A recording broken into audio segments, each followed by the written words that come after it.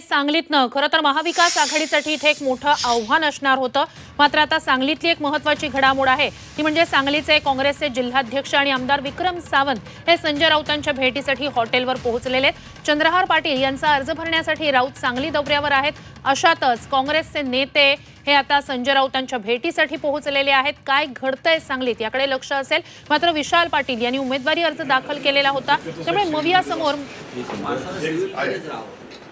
मोठं आव्हान होतं। अधिकची माहिती आपले प्रतिनिधी सरफराज सनदी यांच्याकडून घेऊया। सरफराज, या भेटीनंतर तरी इथलं चंद्रहार पाटील यांच्या समोरचं आव्हान संपेल का? विशाल पाटील हे नेमका काय निर्णय घेतील, काय अधिकच्या विशाल पाटील यांनी जे चंद्रहार पाटलांच्या समोर आव्हान उभं केलेलं आहे ते महाविकास आघाडीच्या माध्यमातून केल्याचं आतापर्यंत आपल्याला पाहायला मिळतंय। मात्र आज चंद्रहार पाटील यांचा उमेदवारी अर्ज दाखल होतोय आणि संजय राऊत यासाठी आज सांगलीमध्ये आज उपस्थित आहेत आणि त्यांच्या स्वागताला आता या ठिकाणी काँग्रेसचे आमदार आणि जिल्हाध्यक्ष विक्रम सावंत पोहोचलेले आहेत। त्यांची भेट घेऊन त्यांचं स्वागत देखील केलेलं आहे।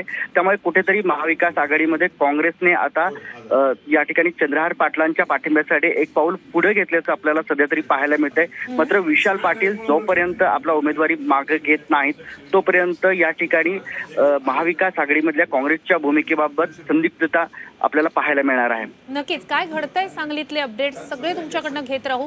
तूर्तास धन्यवाद तुम्ही दिलेल्या संपूर्ण माहितीसाठी। काय म्हणताय?